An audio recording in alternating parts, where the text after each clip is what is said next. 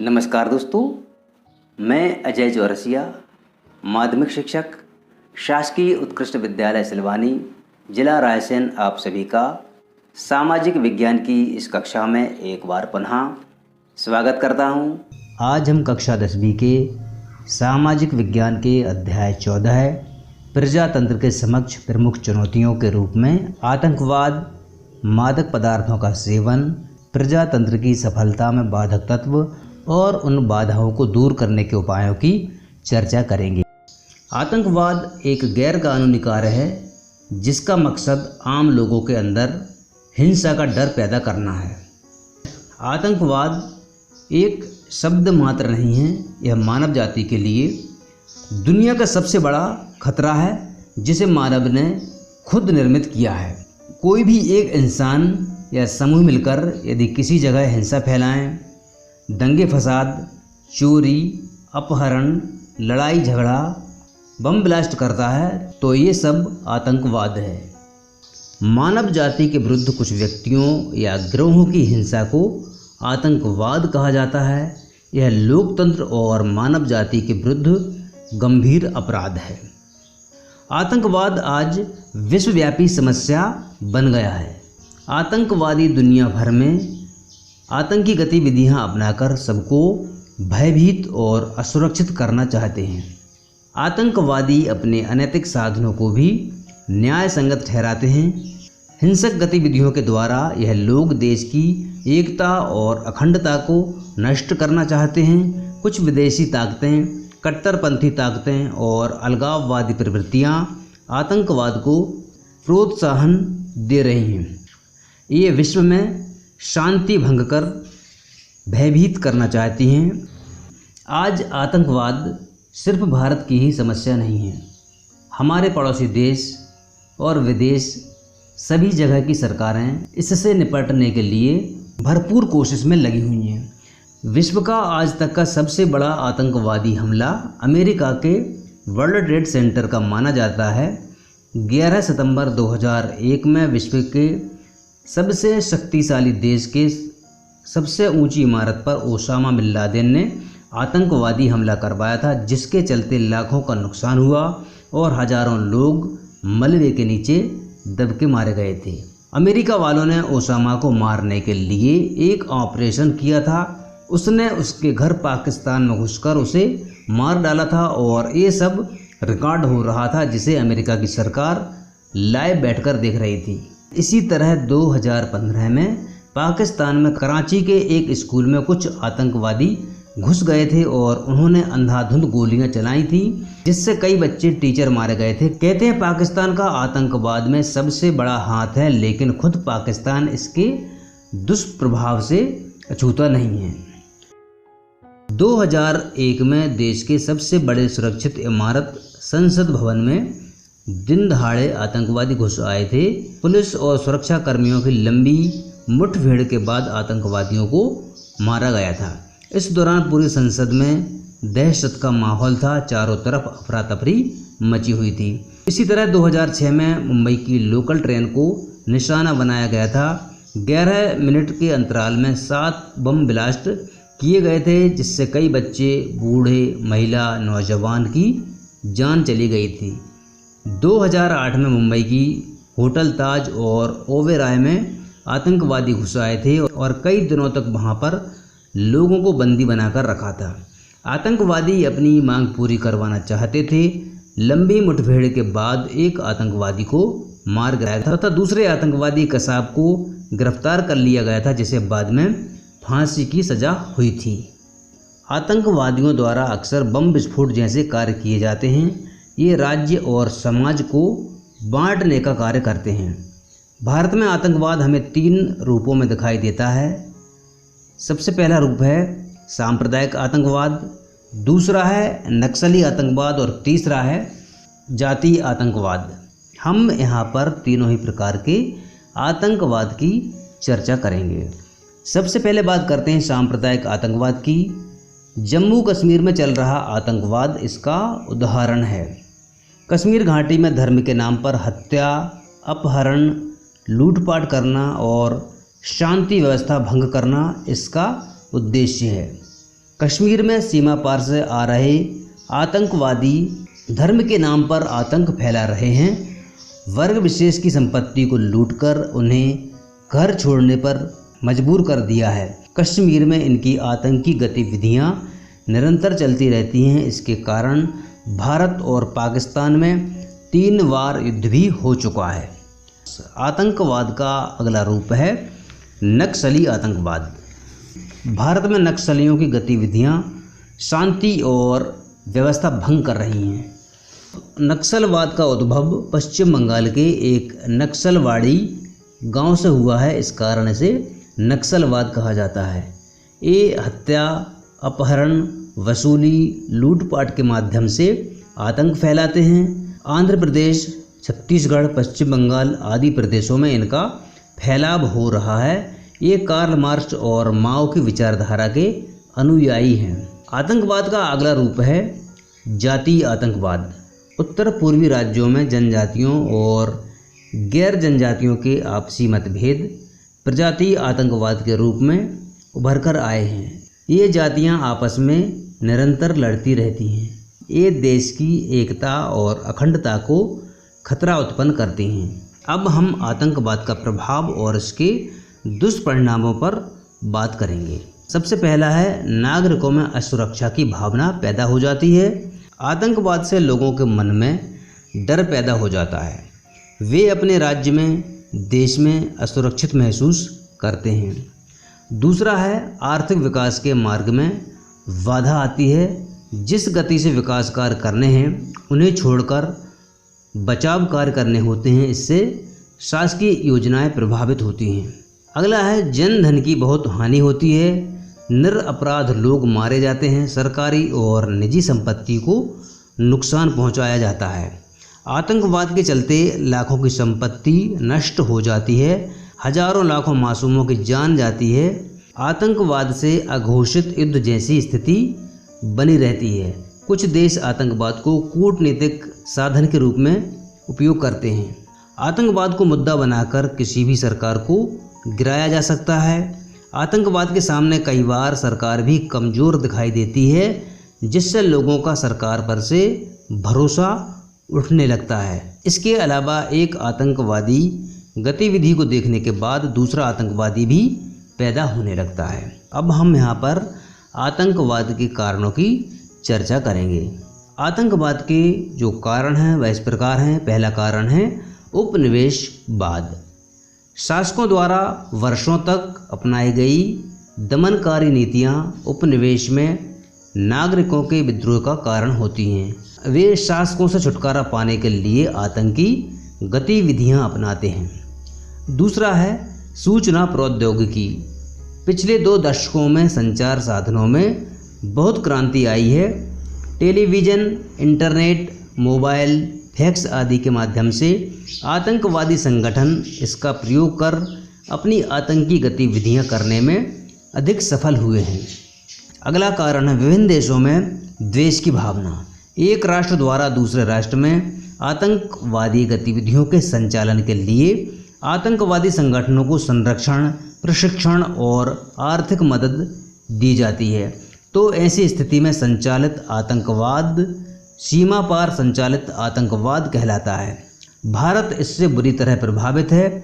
भारत के पड़ोसी राष्ट्रों में अनेक आतंकवादी शिविर पल रहे हैं जो प्रशिक्षण देने का कार्य करते हैं और विश्व में आतंकवाद के प्रसार में मदद करते हैं। विश्व के कुछ राष्ट्रों द्वारा अन्य देशों के प्रति द्वेष, ईर्ष्या की भावना ने भी दूसरे राष्ट्रों में हिंसा फैलाकर उस राष्ट्र को नीचा दिखाने की प्रक्रिया ने भी आतंकवाद को जन्म दिया है।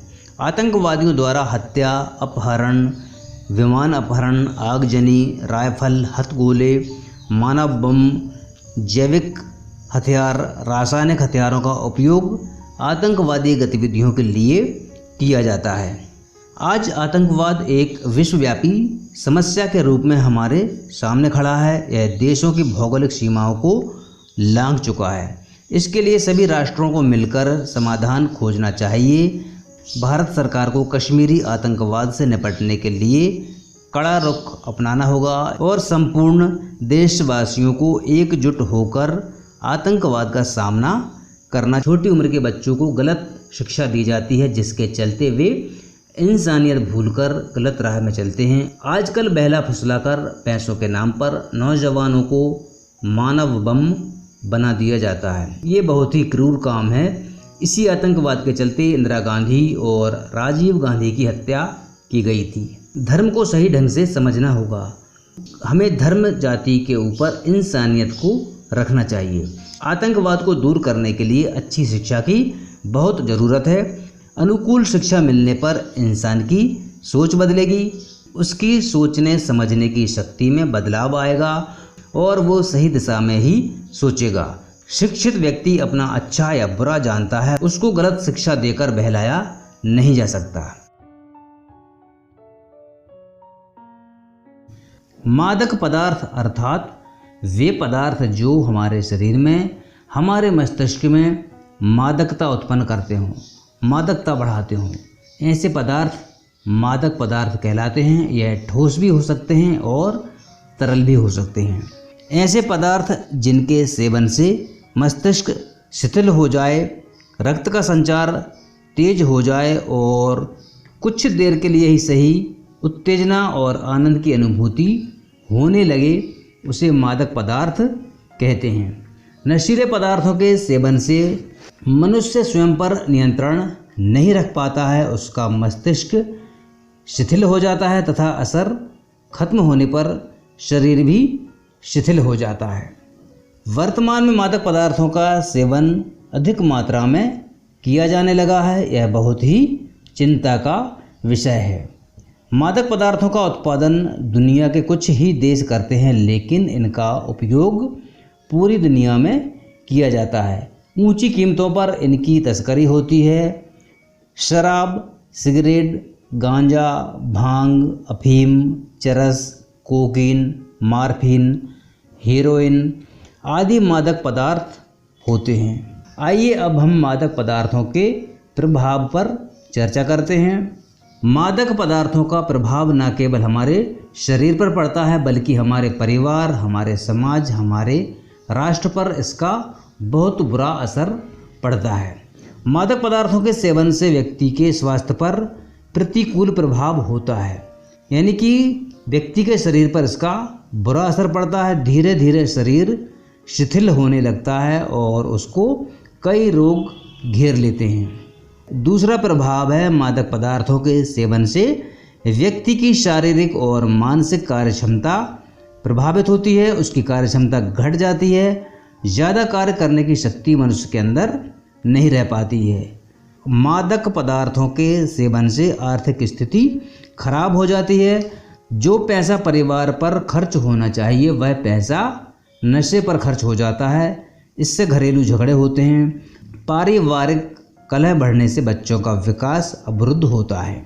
अगला प्रभाव है सामाजिक प्रतिष्ठा पर प्रतिकूल प्रभाव पड़ता है। जो लोग नशा करते हैं, नशेड़ी होते हैं, उनको समाज में अच्छी दृष्टि से नहीं देखा जाता। भले ही परिवार का कोई एक व्यक्ति नशा करता हो, लेकिन इसका असर पूरे परिवार पर पड़ता है। पूरे परिवार को इसका खामियाजा भुगतना पड़ता है। समाज पर इसका बुरा असर पड़ता है और पूरे परिवार को अपमानित होना पड़ता है। अगला प्रभाव है इन पदार्थों के सेवन से दुर्घटनाएं, झगड़े, व्यभिचार, चोरी आदि की घटनाएं बढ़ने लगती हैं। समाज में अशांति की स्थिति पैदा हो जाती है और कानून व्यवस्था भी बिगड़ने लगती है। मादक पदार्थों की तस्करी का धंधा बढ़ जाता है। इससे सरकार को मुश्किलों का सामना करना पड़ता है। अब हम मादक पदार्थों के सेवन के कारणों की चर्चा करेंगे कि मादक पदार्थों का सेवन व्यक्ति क्यों करता है। नशे के बाद की पीड़ादायक स्थिति से छुटकारा पाने के लिए व्यक्ति बार बार नशा करता है। अर्थात व्यक्ति एक बार अगर नशा कर ले तो उसके पश्चात उसको जो पीड़ा होती है उसको दूर करने के लिए व्यक्ति पुनः नशा करता है। इस प्रकार से ड्रग्स लेते रहने पर यह स्थिति और विकट हो जाती है। इस कारण मादक पदार्थों का सेवन बढ़ता ही जाता है। दूसरा कारण है मानसिक परेशानी दूर करने के लिए भी व्यक्ति मादक पदार्थों का सेवन करता है। अर्थात कोई व्यक्ति जब किसी परेशानी में होता है तो ऐसी स्थिति में वह मादक पदार्थों का सेवन करके अपनी परेशानी को कुछ देर के लिए भूल जाना चाहता है। आज व्यक्ति के जीवन में इतनी उलझनें हैं कि हर व्यक्ति इन उलझनों से छुटकारा पाना चाहता है। दोस्तों के आग्रह पर भी व्यक्ति मादक पदार्थों का सेवन करने लगते हैं। अगला कारण है शराब पार्टियों के बढ़ते चलन और मीडिया द्वारा इनका प्रदर्शन। मय खानों में नृत्य यानी कि जो शराब खाने होते हैं वहाँ पर जो डांस होता है, नाच होता है, बार रूम का बढ़ता चलन, पाश्चात्य संस्कृति का प्रभाव मादक पदार्थों के सेवन को बढ़ा रहा है। इसके अलावा एक और बात आपने देखी होगी कि आजकल जो भी शादी होती हैं उनमें बारात के समय अधिकतर लोग शराब का सेवन करते हैं। जो लोग कभी शराब नहीं पीते वो भी उस दिन पी लेते हैं और इसी तरह से धीरे धीरे शराब की आदत बन जाती है। अगला कारण है फिल्मों में देखकर उनकी नकल करके युवा वर्ग आज शराब सिगरेट का उपयोग अधिक कर रहा है। होटलों की पार्टियों में लड़के और लड़कियां दोनों इनके प्रयोग के अभ्यस्त हो चुके हैं। इससे इनकी सोच बदल रही है। मादक पदार्थों के सेवन का अगला कारण है उच्च वर्ग के समकक्ष दिखने, उनके संपर्क में आने और व्यावसायिक पार्टियों के आयोजन में अब मादक पदार्थों का अधिक उपयोग होने लगा है। मादक पदार्थों के सेवन पर रोक। मादक पदार्थों के सेवन पर रोक या कमी से व्यक्ति का शारीरिक और मानसिक संतुलन बना रहेगा। जो पैसा मादक पदार्थों के सेवन पर खर्च होता है वह पैसा बचेगा, उससे उसकी आर्थिक संपन्नता बढ़ेगी, परिवार में सुख शांति होगी, अपराध कम होंगे। मादक पदार्थों के सेवन पर रोक से व्यक्ति के स्वास्थ्य में सुधार होगा। देश के विकास के लिए स्वस्थ व्यक्ति बहुत आवश्यक होते हैं।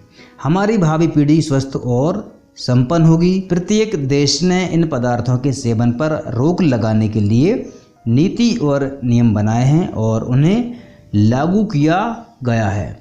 समाज में चेतना जगाने के लिए सामाजिक संस्थाएं निरंतर कार्य कर रही हैं। हमारे देश में भी इस हेतु कार्य किए जा रहे हैं। हमारे देश के राष्ट्रपिता महात्मा गांधी द्वारा मद्य निषेध अभियान चलाया गया था। वर्तमान सरकारों ने भी इस नीति को लागू किया है, पर इसको अपेक्षित सफलता प्राप्त नहीं हुई। इसके कुछ कारण हैं जो इस प्रकार हैं। राज्य सरकार को आबकारी शुल्क के रूप में बड़ी राशि प्राप्त होती है।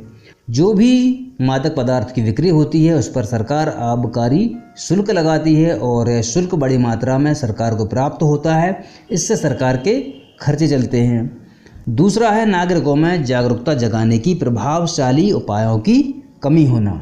शराब या सिगरेट पीना हानिकारक है, सिर्फ यह लिख देने से मादक पदार्थों का सेवन कम नहीं होगा। इसके लिए प्रभावशाली उपाय किए जाने आवश्यक हैं। अगला कारण है शराब के उपयोग को मीडिया द्वारा प्रदर्शित करने के कारण भी सरकार और सामाजिक उपाय अधिक प्रभाव नहीं डाल पा रहे हैं। मादक पदार्थों के सेवन से होने वाली हानियों को हमारी प्राथमिक शिक्षा से ही जोड़ दिया जाना चाहिए। इससे भावी नागरिकों को इनके सेवन से बचाया जा सकेगा। सरकार को इन पदार्थों की तस्करी रोकना चाहिए और अपराधियों को कड़ा दंड दिया जाना चाहिए। इन पदार्थों के बुरे प्रभाव से अवगत कराने के लिए समाज में चेतना जगाने की बहुत ही आवश्यकता है।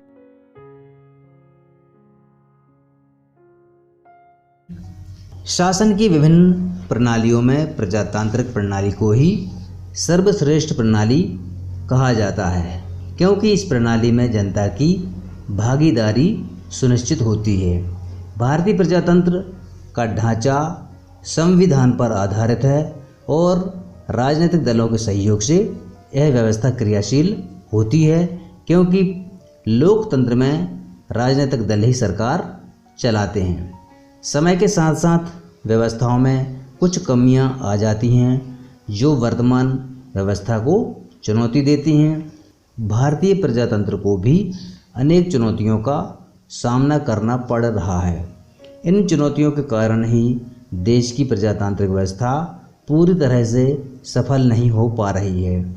गरीबी, बेरोजगारी, जातीयता, क्षेत्रीयता, भाषाई समस्याएं, निरक्षरता, सामाजिक कुरीतियाँ और संचार के साधनों की नकारात्मक भूमिका कुछ ऐसे तत्व हैं जो हमारे देश की प्रजातंत्र की सफलता में बाधा उत्पन्न करते हैं। हम इन्हीं तत्वों का यहाँ पर अध्ययन करेंगे। सबसे पहला है गरीबी और बेरोजगारों की बढ़ती संख्या। देश की आबादी का तकरीबन 26% भाग गरीबी रेखा के नीचे जीवन यापन कर रहा है। देश में शिक्षित और अशिक्षित करोड़ों नागरिकों को नियमित रूप से रोजगार का अभाव है। नागरिकों के इसी बड़े वर्ग द्वारा लोकतंत्र के संचालन में बाधा उत्पन्न की जाती है। गरीब और बेरोजगार व्यक्ति राष्ट्र के विकास और प्रगति में योगदान देने के बजाय अपने पेट भरने की जुगत में ज़्यादा लगा रहता है। स्वाभाविक है, जिस व्यक्ति का पेट खाली होगा वह पहले अपने पेट की सोचेगा, न कि देश के विकास के लिए। प्रजातंत्र की सफलता में बाधा उत्पन्न करने वाला दूसरा तत्व है जातीयता, क्षेत्रीयता और भाषाई समस्याएं। हमारे देश में बिना किसी भेदभाव के सभी नागरिकों को स्वतंत्रता और समानता के अधिकार प्रदान किए गए हैं, किंतु यथार्थ में हमारे देश में प्रचलित जातिवाद और क्षेत्रवाद स्वतंत्रता और समानता के अधिकार को वास्तविक अधिकार नहीं बनने दे रहे हैं। भारतीय प्रजातंत्र में विश्वास रखने वाले यह मानते हैं कि धीरे धीरे जातिवाद की व्यवस्था समाप्त हो जाएगी, लेकिन जब व्यक्ति जाति को प्राथमिकता देकर राजनीतिक कार्य करता है और अपना व्यवहार करता है तो लोकतंत्र के संचालन में अवरोध होना स्वाभाविक होता है। जातिवाद की तरह ही क्षेत्रीयता और भाषागत समस्याएं हैं। व्यक्तियों के मन में अभी भी अपनी क्षेत्रीय पहचान के प्रति आस्था है। नागरिक अपने कार्यों में कई बार क्षेत्रीयता के नाम पर काम करते हैं, जिससे राज्य की निष्पक्षता प्रभावित होती है। प्रत्येक क्षेत्र का निवासी अपने क्षेत्र का विकास करना चाहता है। क्षेत्रवाद की इन्हीं स्थितियों के फलस्वरूप क्षेत्रीय स्वतंत्रता, यहाँ तक कि प्रांत विभाजन की मांग भी बढ़ती है। पृथक से बुंदेलखंड और ब्रज प्रदेश बनाए जाने की मांग भी समय समय पर उठती रहती है। क्षेत्रीयता की तरह भाषा की विविधता कई बार लोकतंत्र के लिए बाधक बनी है। अपनी भाषा और संस्कृति के प्रति लगाव होना बहुत अच्छी बात है, लेकिन दूसरों की भाषा और संस्कृति को घृणा की दृष्टि से देखना यह लोकतंत्र के विरुद्ध है। भाषाई आधार पर राज्यों के पुनर्गठन के बाद भी हिंदी के विरोध में दक्षिण भारत के कई राज्यों में आंदोलन हुए। भाषा को राजनीति का विषय बनाकर जनता को उत्तेजित किया जाता है तो लोकतंत्र के क्रियान्वयन में बाधा उत्पन्न होती है। प्रजातंत्र की सफलता में अगला बाधक तत्व है निरक्षरता। लोकतांत्रिक पद्धति का सफल क्रियान्वयन नागरिकों की शिक्षा पर ही निर्भर करता है। 2011 की जनगणना के अनुसार भारत में साक्षरता का दर 73% है, जबकि महिला साक्षरता केवल 64.6% है। महिला और पुरुषों के समान राजनीतिक अधिकार होते हुए भी शिक्षा की कमी के कारण लोकतंत्र के क्रियान्वयन में कठिनाई आती है। शिक्षा की कमी के कारण नागरिकों में राजनीतिक सक्रियता और सहभागिता की कमी रहती है, जो कि लोकतंत्र के संचालन में व्यवधान उत्पन्न करती है। प्रजातंत्र की सफलता में अगला बाधक तत्व है सामाजिक कुरीतियाँ। भारतीय समाज परंपरागत समाज है। यहाँ प्रजातंत्र की भावना के अनुकूल लोकमत की कम अभिव्यक्ति होती है। अभी भी हमारे समाज में अस्पृश्यता यानी कि छुआछूत की भावना, महिलाओं के प्रति भेदभाव, जातीय श्रेष्ठता का भाव, सामंतवादी मानसिकता, सामाजिक कुरीतियाँ और अंधविश्वास आदि की भावना व्याप्त हैं। इस प्रकार के विचार लोकतांत्रिक जीवन में बाधा उत्पन्न करते हैं। प्रजातंत्र की सफलता में अगला बाधक तत्व है संचार साधनों की नकारात्मक भूमिका। प्रजातंत्र में संचार माध्यम एक सशक्त संवाहक की भूमिका का निर्वहन करते हैं। प्रजातंत्र के सफल स्तंभों में प्रेस का स्थान सबसे महत्वपूर्ण है। आज प्रेस यानी कि समाचार पत्रों से ज़्यादा शक्तिशाली टीवी, इंटरनेट और मोबाइल आदि हो गए हैं। यह साधन जनता की मनोदशा और शासन और प्रशासन को प्रभावित करते हैं। नागरिकों को सरकार की कार्रवाइयों को जानने का अधिकार एक कानून बनाकर दिया जा चुका है, जिसे सूचना का अधिकार कहा जाता है। संचार साधनों से ही नागरिकों को यह जानकारी प्राप्त होती है कि सरकार उनके लिए क्या और किस तरह का काम कर रही है। संचार साधनों के माध्यम से सरकार और नागरिकों के बीच में एक घनिष्ठ रिश्ता बनता है। प्रजातंत्र में सरकार द्वारा जन कल्याण की अनेक योजनाएं और कार्यक्रम संचालित किए जाते हैं। जन संचार के साधनों द्वारा इनका प्रचार प्रसार केवल व्यावसायिक आधार पर किया जाता है। शासन और प्रशासन की सकारात्मक भूमिका के प्रति इनमें आकर्षण कम है, जबकि जनमत बनाना और जनमत को दिशा देने में यह साधन महत्वपूर्ण भूमिका निभा सकते हैं। अब हम प्रजातंत्र की बाधाओं को दूर करने के उपायों की चर्चा करेंगे। भारत के संविधान की प्रस्तावना में भारत की राज्य व्यवस्था के लिए उद्देश्य निर्धारित हैं। यह लक्ष्य या उद्देश्य हैं लोकतांत्रिक, गणतंत्रात्मक, पंथ निरपेक्ष व्यवस्था, सभी नागरिकों के लिए स्वतंत्रता, समानता और भ्रातृत्व, सामाजिक, आर्थिक और राजनीतिक न्याय, व्यक्ति की गरिमा, राष्ट्र की एकता और अखंडता को कायम करना। स्वतंत्रता प्राप्ति के बाद से ही इन लक्ष्यों या उद्देश्यों के लिए शासन, प्रशासन और नागरिक निरंतर कार्य कर रहे हैं। फिर भी इन लक्ष्यों को हासिल करने में तथा भारतीय लोकतंत्र को कामयाब होने में अनेक तत्व बाधक बने हुए हैं। बाधक तत्वों से शासन, प्रशासन, राजनीतिक दल और सभी नागरिकों को मिलकर सामना करने की आवश्यकता है। गरीबी और बेरोजगारी की समस्या के समाधान के लिए शासन के साथ साथ सामाजिक जागरूकता की भी आवश्यकता है। व्यक्ति और समाज को मिलकर शासन की योजनाओं का लाभ उठाना चाहिए। व्यावसायिक शिक्षा और स्वरोजगार के प्रयासों में तेजी की आवश्यकता है। जाति भावना या जातिवाद के विचार, क्षेत्रीयता की भावना और भाषाई अवरोधों का संबंध नागरिकों की मानसिकता से है। इन विचारों में परिवर्तन के लिए कार्य किया जा सकता है। व्यक्ति को नैतिक शिक्षा के प्रति अधिक आग्रहशील होना चाहिए। हमें देश से निरक्षरता को दूर करने के लिए सामूहिक प्रयास करने की आवश्यकता है। देश में सामाजिक कुरीतियों के विरुद्ध कानून है, किंतु अनेक लोगों को इन कानूनों से डर नहीं लगता है। सामाजिक कानूनों का पालन सुनिश्चित करने का प्रयास आवश्यक है। निर्वाचन प्रणाली में सुधार की भी आवश्यकता है, अतः निर्वाचन सुधार की प्रक्रिया को गंभीरता के साथ लागू करना आवश्यक है। प्रजातंत्र में भ्रष्टाचार को कम करने, समाप्त करने और अपराधों को नियंत्रित करने की अत्यंत आवश्यकता है। अपराधियों को जल्दी सजा दी जानी चाहिए। इसके लिए न्याय प्रणाली में सुधार किया जाना जरूरी है। राजनीतिक दलों की संख्या को कानून बनाकर कम किया जाना चाहिए। राजनेताओं के लिए नैतिकता और नैतिक सिद्धांतों का प्रशिक्षण आयोजित होते रहना चाहिए। राजनीतिक दलों में सुधार के लिए नए कानूनों की आवश्यकता है। नवीन संचार साधनों की बढ़ती भूमिका के कारण इनके लिए दिशा निर्देश और कानूनों की भी सख्त आवश्यकता है।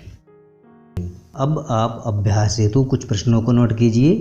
प्रश्न क्रमांक 1, मादक या नशीला पदार्थ किसे कहते हैं? प्रश्न क्रमांक 2, मादक पदार्थों का शरीर पर क्या प्रभाव होता है? प्रश्न क्रमांक 3, आतंकवाद का समाज पर क्या प्रभाव पड़ता है? इसे दूर करने के उपाय लिखिए। अगला प्रश्न, भारत में प्रजातंत्र की सफलता में बाधक तत्वों को बतलाते हुए उन्हें दूर करने के उपायों का वर्णन कीजिए।